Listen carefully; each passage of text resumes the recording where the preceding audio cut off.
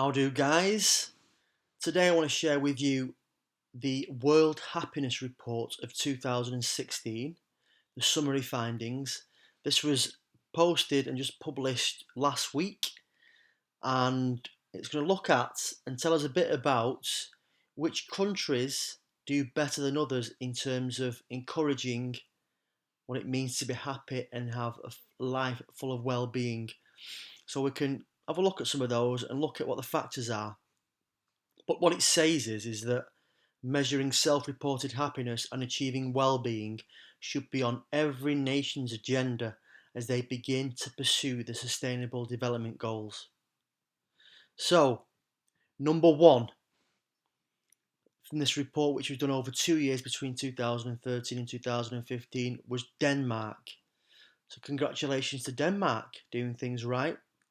And before we get more involved with this, we've got the GDP per capita, we've got social support, healthy life expectancy, freedom to make life choices, generosity, perceptions of corruption, dystopia, and confidence all as factors. So number one, Denmark. Number two, Switzerland. Number three, Iceland. Number four, Norway. Number five, Finland. So the top five are all the kind of Scandinavian kind of nations. They're doing, obviously they've got something they're doing differently to what's happening over here in Britain. Number six, Canada. Seven, Netherlands. Eight, New Zealand. Nine, Australia. And 10, Sweden. So I suppose you want to know where we come.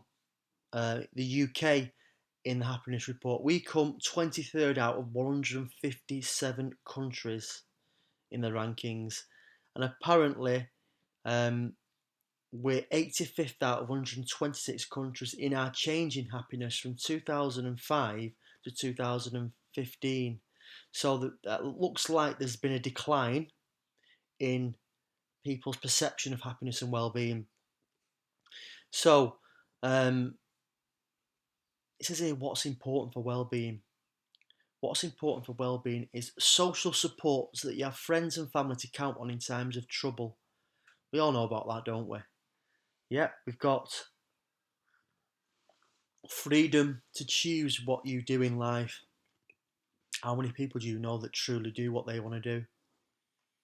I think I'm one of the lucky ones because I feel that I truly do what I want to do, but I've had to obviously go through a lot of struggle and sacrifice to get to where I am now. But a lot of people have been forced into situations, unpleasant situations, and having to sacrifice not just the ones without money, but the ones with money because they feel that there is a particular blueprint of life that you have to adhere to keep up with the Joneses.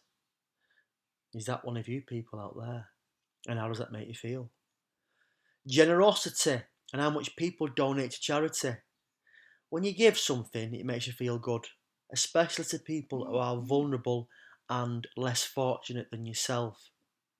I do, and I've done a lot of this, and a lot of the volunteer work that I've done in the past has established who I am now and what I'm doing, and I get an enormous sense of well-being from that. Do you give? Not so much, I would say, obviously money's important, but your time. Do you give your time? Do you give your time to local groups and organisations, your children's football clubs, cricket clubs, rounders, brownies? Do you spend time with elderly people? It makes you feel really good.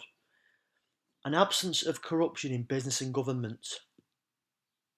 I think we can say that in this country, it's pretty much rife with that because a lot of people up the top like to give businesses and favours to their best mates. The GDP, gross domestic product, we'll move on to, and healthy life expectancy are all key factors in explaining the difference between the top 10 and the bottom 10 countries.